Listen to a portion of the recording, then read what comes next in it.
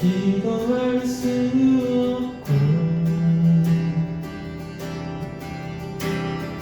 조용한 내 안에 속사람이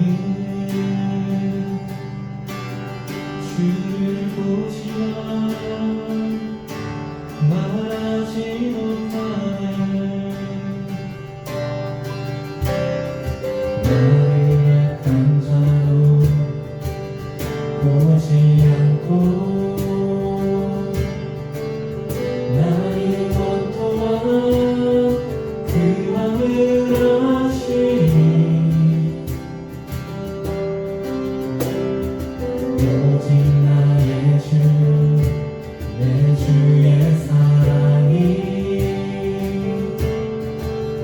나의 속삭임을 고쳐주시네. 주의 사랑이 목마름 채우고 주의 위로가 눈물을 닦으니 주님의 은혜가 필요한 이 땅에서 이곳에서 주와 함께 노래하리라.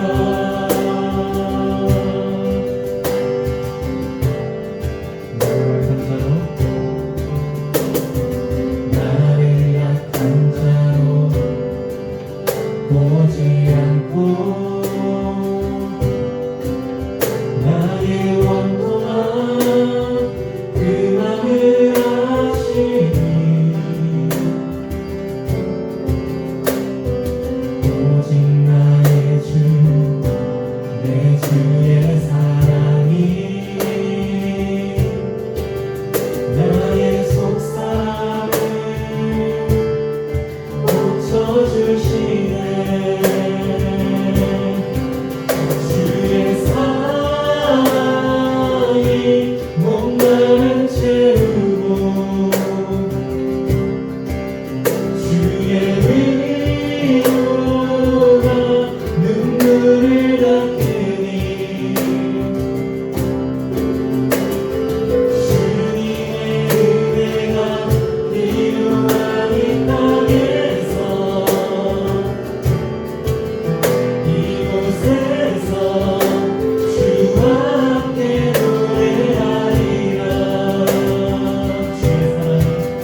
주의 사랑이 목마름 채우고 주의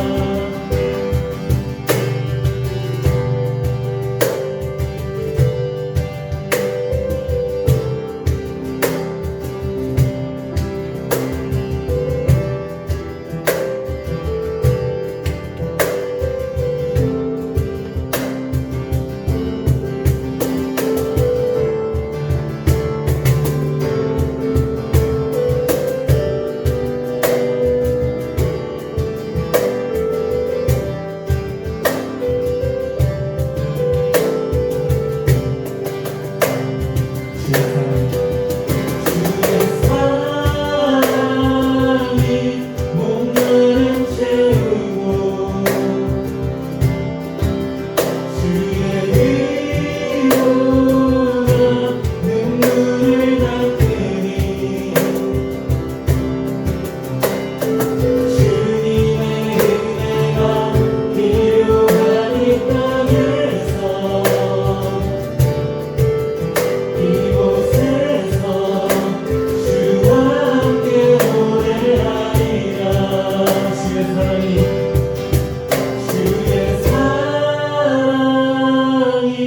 목마름 채우고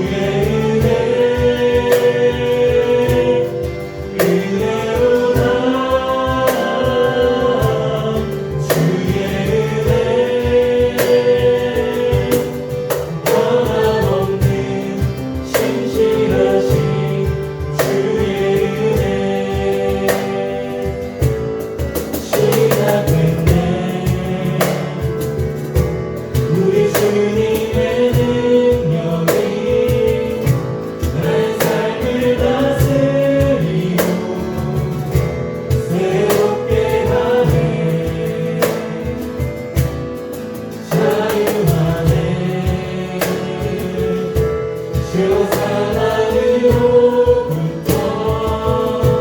나의 삶은 변하구나 주마다 은혜로다 주의 은혜 한량없는 주의 은혜 그대로다 주의 은혜 변함없는 신실하신 주의 은혜로다 그대로다 주의 은혜 한량없는 주의 은혜 그대로다 주의 은혜 변함없는 신실하신 주의 은혜로다 주의 은혜 한량없는 주의 은혜 은혜로다 주의 은혜 변함없는 신실하신 주의 은혜 변함없는 신실하신 주의 은혜 변함없는 신실하신 주의 은혜 기도하고 예배 가운데 나가겠습니다.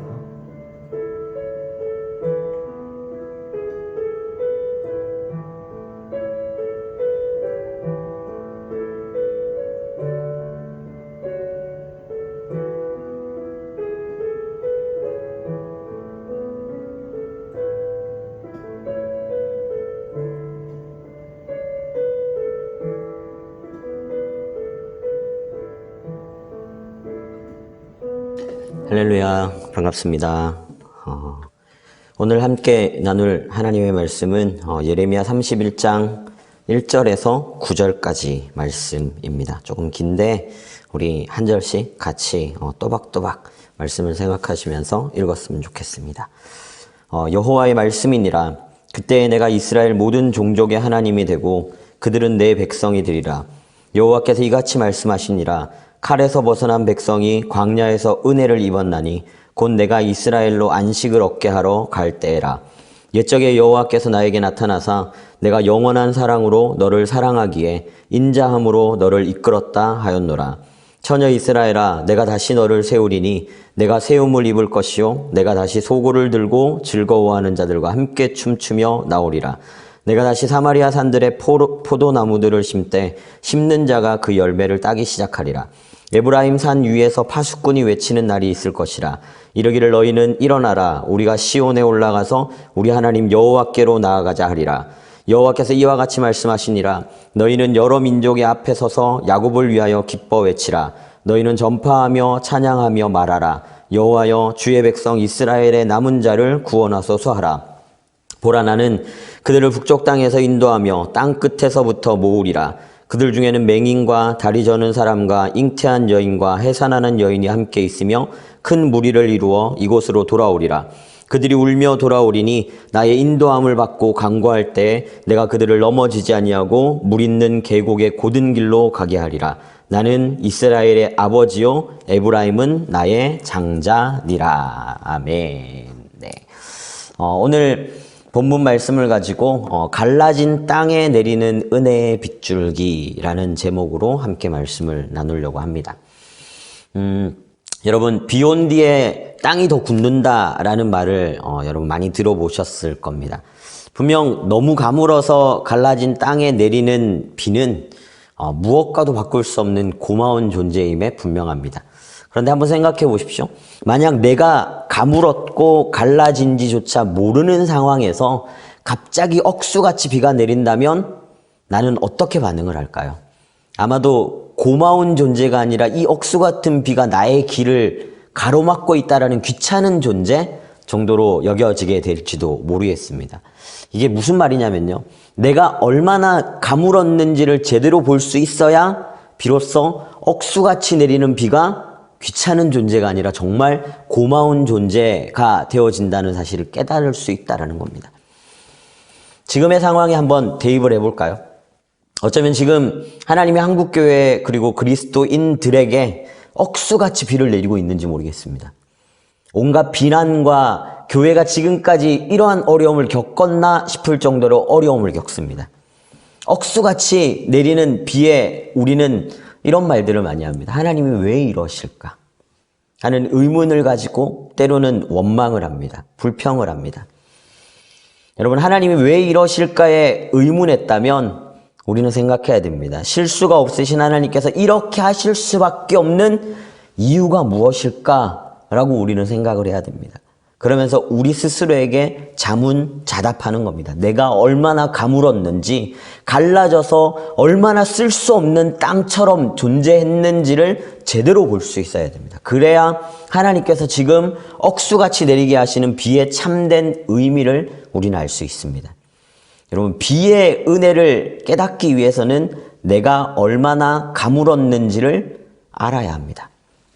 이스라엘 백성들이 바벨론의 포로로 잡혀와서 어려움이라는 비를 정말 실컷 두드려 맞고 있습니다. 그렇게 비를 맞으면서 처음에는 이해할 수 없었는데 비를 계속 맞다 보니까 그들은 생각하게 되는 겁니다. 이 비야말로 우리에게 정말 필요한 은혜였구나 라는 생각들을 가지기 시작하는 겁니다.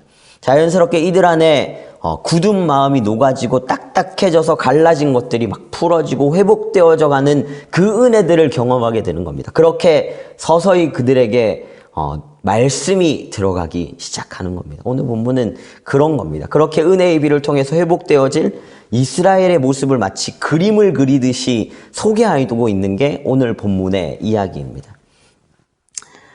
여러분, 은혜의 소낙비가 가져오는 하나님의 회복 중 가장 중요한 것을 오늘 본문은 1절부터 9절까지 계속 반복해서 언급을 하고 있는데 그게 뭐냐면 정체성이라는 겁니다. 관계의 회복. 그것에 대한 이야기들을 하고 있는 겁니다. 이게 성도가 회복해야 할 가장 중요한 부분이면서 모든 회복의 시작이고 끝입니다. 거꾸로 말하면요. 지금 우리의 영적 가뭄, 갈라짐, 딱딱함, 어쩌면 이게 하나님과 관계의 어긋남에서 시작되어진다라는 것으로 결론 내릴 수 있는 겁니다. 지금 억수같이 내리는 빗 속에서 우리에게 가장 선행되어져야 하는 것은 하나님과 나와의 관계 점검입니다. 단순하게 말씀을 읽고 예배를 드리는 것, 이게 하나님과의 관계 속 전부라고 생각하는데 절대로 아닙니다. 다윗도 밧세바를 취하는 범죄를 저지르고 나서 그의 행실, 행동 똑같이 예배했고 똑같이 기도했고 똑같이 말씀을 묵상했습니다. 그런 행동이 있었기 때문에 어쩌면 다윗은 생각하지 못한 겁니다. 자신과 하나님 사이에 문제가 있다는 사실들을 자각하지 못하게 만든 겁니다. 다윗은 하나님과의 관계에서 행위는 있었지만 오늘 본문으로 따지면 2절에 나타나는 광야에서 입은 은혜는 그의 인생 가운데 없었다라는 겁니다. 이게 무슨 말이냐면 하나님 은혜에 대한 간절함, 사모함 이런 것들이 없이 그냥 기계적으로 지금까지 행했던 행동들을 신앙이라는 이름 안에서 그렇게 풀어내면서 생활한 것밖에는 없었다라는 겁니다. 우리 안에 하나님의 은혜 입는 것에 대한 기대가 사라졌다면, 더 이상 말씀을 들어도 내 가슴이 뛰지 않는다면 하나님을 향한 어떤 행위를 함에 있어서 예배, 전도, 찬양, 말씀을 읽는 모든 것들 설령 내가 필사를 하고 다른 어떤 사람들이 하지 않는 것들을 행할지라도 우리 안에 전혀 그것에 대한 기대함이 없이 그냥 무미건조한 상태에서 내가 해야 하는 일이기 때문에 다른 사람을 의식해서 하는 일이라면 우리의 영적 상태는 메마르고 딱딱해지고 갈라져 있는지 모른다라는 겁니다. 여러분, 우리가 가장 경계해야 하는 것이 어쩌면 이런 기계적인 신앙생활, 이게 우리의 인생을 정말 좀먹고 가장 경계해야 하는 모습인 아닐까라는 생각을 합니다. 어쩌면 지금 이 손학비가 이 우리의 모습들을 여실히 보여주고 있는 것 같습니다. 우리의 기계적인 신앙생활의 메마름을 여실히 보여주고 그리고 그 메마름들을 하나님 은혜로 적셔주고 있는 것은 아닐까라는 생각을 했습니다. 여러분, 하나님께서 정말 원하시는 회복은 하나님과의 관계가 회복되어지는 그 아름답고 그 끈끈하고 그 사랑에서 연애할 때 그 설레이는 마음으로 그분과 함께 동행해 나아가는 그 관계들의 회복들을 하나님께서 끊임없이 말씀을 하시는 겁니다. 1절에 보시면요. 그때 내가 이스라엘 모든 종족의 하나님이 되고 그들은 내 백성이 되리라 라는 이스라엘에게 있어서 가장 기본이 되는 하나님과의 관계에 대해서 먼저 말씀을 빡 하시면서 시작합니다. 너는 내 백성이 될 거고 나는 너의 하나님이 될 거야. 이것들을 절대로 잊으면 안 돼. 너는 나에게 특별한 존재이고 나도 너에게 특별한 존재이기를 소망해 라고 하나님께서 말씀하는 겁니다. 그리고 이 관계를 잊게 한 것이 무엇이냐면 이스라엘의 선행, 그가의 노력, 순종, 이게 절대로 아니다라고 말씀을 하는 게 3절에 나타나는 겁니다. 내가 영원한 사랑으로 너를 사랑하기에 인자함으로 너를 이끌었다라고 말씀합니다. 우리는 어쩌면 탕자와 같은 존재일 수밖에 없습니다. 아버지의 그 사랑을 몰라서 끊임없이 다른 곳에서 만족을 찾으려고 하고 왕이신 하나님의 통치가 아닌 세상의 권력과 돈의 통치를 오히려 더 즐기고 따라 나아가는 이들이 바로 우리들이지 않습니까? 이런 탕자와 같은 우리들을 영원한 사랑으로 사랑하시고 오늘 본문에서 인자함이라는 단어가 헤세드라는 단어입니다. 많이 들어본 단어죠. 이 인자함으로 우리를 하나님에게까지 이끌어 오시는 분이 바로 하나님이시라는 겁니다. 누구보다 우리와의 관계를 회복하기 원하시는 분, 그분이 바로 하나님입니다. 아쉬울 것 하나 없는 그분이 우리와 관계를 회복하기를 정말 소망하신다는 겁니다. 그리고 오늘 본문에서 이걸로 그쳐지지 않습니다. 6절에 한 번 더 내게로 더 가까이 나아오기를 소망해 라고 하나님이 말씀하십니다. 에브라임 산 위에서 파수꾼이 외치는 날이 있을 것이라 이르기를 너희는 일어나라. 일어나서 뭘 해라. 우리가 시온에 올라가서 우리 하나님 여호와께로 나아가자 하리라 라고 말합니다. 또 하나님께로 나아가자, 더 가까이 나아가자는 관계의 회복에 대해서 한 번 더 언급을 하고 있는 겁니다. 여기서 끝나지 않습니다. 마지막까지 이 관계 회복이야말로 진정한 이스라엘의 회복임을 말씀을 하면서 오늘 말씀이 끝나는 겁니다. 9절에 보면 나는 이스라엘의 아버지요 에브라임은 나의 장자니라. 관계를 끝까지 얘기하고 있는 겁니다. 여러분, 처음부터 끝까지 관계에 대해서 말씀하고 있습니다. 왜 이렇게 관계에 집착하실 정도로 하나님이 강조하실까요? 왜냐하면 하나님은 우리와 더 깊은 관계로 나아가는 것을 그 무엇보다 원하시는 분이시니까. 그런데 우리는 어떻게 신앙생활을 하냐면요. 기계적인 신앙생활을 하면서 이 중요한 관계는 잊어버리고 일꾼처럼 하나님을 대하고 있는 겁니다. 하나님이 주인이고 나는 마치 일꾼인 것처럼. 여러분, 사꾼 목자에 대해서 많은 이들이 이야기합니다. 그런데 사꾼이 절대로 나쁜 말이 아닙니다. 삭슬 받으면서 대가를 받으면서 일을 하는 목자가 사꾼입니다. 그러나 선한 목자와 비교되는 이유는 마음을 통하느냐 그냥 기계적으로 나의 대가를 받기 위해서 일만 하느냐의 차이로 사꾼 목자와 선한 목자가 갈려지는 겁니다. 마음이 통하느냐 통하지 않느냐. 여러분, 기계적으로 성경을 읽고 예배를 드리고 찬양을 하고 그건 예배가 아니라 우리는 일을 하고 있는 겁니다. 그 일을 통해서 우리는 마음의 짐을 덜어내는 삭스를 받는 겁니다. 나는 내 할 것들을 했어. 그리고 나서 세상에 나가서 하나님과 전혀 상관없는 삶을 살아가는 거죠. 당연하죠. 일할 때 빼고는 그분과는 전혀 상관없는, 그분은 나의 상사일 뿐이고 나는 그분의 직장, 동료, 일꾼, 그거일 뿐이니까. 밖으로 그 회사를 떠나 나와서는 전혀 상관없는 삶을 살아낼 수밖에 없는 게 당연한 겁니다. 여러분, 여러분은 일을 하고 있었나요? 아니면 예배를 드리고 있었나요? 하나님 앞에 예배드릴 때 여러분의 가슴이 뛰시나요? 하나님이 오늘은 또 어떤 은혜를 주실지 여러분 마음 가운데 기대가 되시나요? 은혜에 대한 사모함이 있으신가요? 여러분, 저라고 다르지 않습니다. 설교를 위해서 말씀을 묵상했지 가슴 뛰는 사모함으로 말씀을 대한 지가 정말 언제인지 모르겠습니다. 의무적으로 큐티하고 기도하고 목사이니까. 그럼에도 불구하고 채워지지 않는 그 공허함을 하나님의 것들로 채우기보다는 다른 것들로 채우려 했던, 어쩌면은 숨어 있었던 탕자와 같은 이가 저였습니다. 그런데 이번에 신앙의 심장이 뛰는 경험을 했습니다. 다른 게 아니라 90일 성경 통독.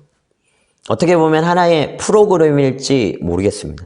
그런데 이게 제 생각에서 나온 게 아니라 한 청년의 은혜를 사모하는 마음에서 비롯되어 공동체로 번져갔다는 것에서 저는 정말 참 좋습니다. 제 비전이 뭐라고 했는지 기억하시나요? 교육자가 바뀌어도 전혀 흔들리지 않는 예수님으로 굳건한 공동체를 세우는 것. 그래서 하나님께서 언제든지 이제 가자라고 얘기하면 미련 없이 떠날 수 있는, 그럼에도 불구하고 이 공동체가 건강한 공동체로 온전히 서 있을 수 있는 것. 어쩌면 그게 이루어지는 과정 가운데 있는 것은 아닐까라는 기대감을 가집니다. 여러분, 리더가 억지로 끌고 가는 기계적인 신앙이 아니라 청년 스스로가 억수같이 쏟아지는 현실의 비를 맞으면서 자발적으로 자신의 상태를 점검하고 광야의 은혜를 사모하기 시작한 겁니다. 그리고 그 은혜를 얻기 위해서 발버둥 치다가 혼자서는 도저히 할 수 없으니까 하나님께서 내게 주신 이 믿음의 공동체와 함께 이겨나갈 것을 소망하면서 준비해 나아가는 것, 이게 90일 성경 통독 이게 아닐까요? 그리고 그 응답으로 한 청년이 그 청년에게 이런 메시지를 남겼답니다. 90일 성경 통독을 같이 하자라는 권면을 받고 이런 글을 남겼습니다. 저야말로 혼자 성경 읽기 매번 도전해 오다가 실패했는데 혼자가 아니라는 이 작은 이유만으로도 괜히 이번엔 진짜 성공할 듯한 긍정적인 기운이 뿜뿜이네요. 감사합니다. 여러분, 아무것도 아닌 것 같은 이 반응에 제가 처음 이걸 딱 읽으면서 정말 울컥했습니다. 그냥 처음에 일로 시작했고 또 하나의 프로젝트라고 생각을 했는데 이 친구들의 대화를 보면서 제 안에 멈춰 있었던 신앙의 심장이 막 뛰기 시작했다는 느낌이 들었습니다. 하나님께서 이 연합을 통해서 우리 공동체 안에 일을 내시겠구나 하는 기대가 막 불릴 듯 일어나기 시작했습니다. 여러분, 이건 저는 시작에 불과하다고 생각합니다. 하나님께서 어떻게 진주교회 공동체를 깨우시고 은혜의 담비로 갈라진 틈을 메워가실지, 이전에는 두근거림 없이 그냥 지금의 상황이 힘드니까 그냥 내게 주어진 일이니까 의무감에서 했다면 지금은 그 일을 행하실 하나님이 기대가 되는 겁니다. 여러분, 이건 오해하시면 안 됩니다. 한 사람의 계획한 일이 기대가 되는 게 아닙니다. 그 일을 지금까지 만들어 가시고 이루어 가시고 또한 행하실 그 하나님이 기대가 되는 겁니다. 여러분, 오랜만에 제 안에 하나님 때문에 가슴이 두근거리는 것들을 경험했습니다. 마치 연애할 때처럼 설레이고 있습니다. 여러분, 코로나라는 위기를 가장한 은혜의 담비가 저에게 내려서 갈라지고 딱딱해진 저를 녹여가고 있음을 저는 이 과정 가운데서 느끼게 되어집니다. 여러분, 이 은혜의 담비가 우리 공동체 안에 그대로 흘러가기를 소망해 봅니다. 그래서 어쩌면 기계적인 신앙생활에서 허덕이고 하나님과 제대로 된 관계들을 회복하지 못하였던 우리의 삶에서 이제는 하나님과 더 깊은 관계 속 설레임으로 두근거림으로 하나님의 행하실 일들을, 하나님의 부흥을 함께 소망할 수 있는 그런 공동체가 되기를 소망해 봅니다. 여러분, 우리의 힘으로는 그렇게 이루어갈 수가 없는 것 알지 않습니까? 하나님의 영원한 사랑과 인자하심으로 그렇게 하나님께서 이끌어 가시는 겁니다. 나도 모르는 사이에 갈라진 땅에 은혜의 빗줄기가 내려서 우리를 회복해 하시는 겁니다. 여러분, 오늘 말씀이 되게 두서가 없다라고 저는 생각합니다. 그럼에도 불구하고 좀 감정적으로 치우칠 수 있지만 정말 우리 공동체를 향한 하나님의 비전이 느껴지고 우리 공동체를 향한 부흥의 마음들이 공유되어지고 그 부흥의 마음들이 여러분들 안에 흘러가서 혹시라도 저처럼 메말라져서 하나님의 일꾼으로서만 서 있었던 우리의 모습들이 있다면 오늘 말씀 가운데서 그리고 저의 이야기 속에서 하나하나 회복해 나아갈 수 있는 우리 공동체가 되어졌으면 좋겠습니다. 네, 사랑합니다. 축복합니다. 우리 함께 기도하고 말씀을 마치도록 하겠습니다. 하나님 감사합니다. 하나님께서 원하시는 회복은 오직 주님과의 관계 속에서 온전한 회복을 원하시는 하나님이심을 바라봅니다. 하나님, 지금까지 우리가 기계적으로 마치 사장님과 일꾼처럼 하나님과의 관계 속에서 기계적인 신앙생활을 해온 우리의 모습들이 있다면 이 시간 밝히 보게 하시고 하나님께서 원하시는 더 깊은 관계 가운데, 정말 사랑하는 관계 가운데 순결한 신부의 모습으로 온전히 회복되어져 갈 수 있는 우리의 신앙 되게 하여 주시옵소서. 그래서 주님을 만나는 그 시간이 우리 가운데 설레임이 되게 하시고 두근거림이 되게 하시고 주님께서 우리에게 말씀하시는 말씀 하나하나가 우리의 심장을 뛰게 만드는 정말 하나님을 향한 열정들, 그 마음들, 그 관계들이 회복되어질 수 있는 우리가 되게 하여 주시옵소서. 우리 공동체가 그 하나님께서 말씀하시는 부흥을 향하여서 함께 힘있게 삼겹줄의 신앙으로 하나 되어 달려나가는 그런 공동체 되게 하여 주시옵소서. 주님을 사랑합니다. 사모합니다. 주님께서 부족한 우리들을 영원한 사랑으로 그리고 헷세대의 그 인자하심으로 하나님께 더 가까이 나아갈 수 있도록 이끌어 가심을 믿고 의지하며 예수님의 이름으로 감사하며 기도합니다. 아멘. 이제는 우리 주 예수 그리스도의 은혜와 하나님 아버지의 극진하신 사랑하심과 성령님의 감화, 감동, 교통하시는 은혜가 오늘 이곳 가운데서 이제는 일꾼과 사장님이 아니라 기계적인 신앙생활이 아니라 오직 주님 안에서 날마다 주님을 만남에 대한 설레임과 두근거림과 그 사랑함 속에 나타나는 연애하는 그 마음, 첫사랑의 회복들을 온전히 갈망하며 그 관계의 회복 속에서 모든 것들이 하나님 안에서 회복되어지고 온전케 되어지기를 소망하는 우리 신주교회 대학청년부 지체들 머리 위에 이제로부터 영원토록 함께하옵시기를 간절히 축원하옵나이다. 아멘. 네, 모든 예배가 마쳤습니다. 우리 광고 말씀 한 가지만 전해드리겠습니다. 네, 다른 광고는 없고요. 코로나 시기입니다. 같이 모여서 예배할 수 없는 상황이라는 것 잘 알고 있습니다. 각자의 자리 가운데서 하나님과의 관계들을 잘 이어나갈 수 있는 우리가 되었으면 좋겠습니다. 우리 다음 주에는 우리 청년부 예배가 대면, 비대면 같이 병행해서 드릴 것 같습니다. 또 중간에 혹시라도 변동되는 사항들이 있으면은 제가 또 단톡방을 통해서 여러 리더들을 통해서 공지로 전달해 드리도록 하겠습니다. 오늘 하루도 승리하시고 하나님 안에서 행복한 여러분들 되시기를 소망합니다. 감사합니다.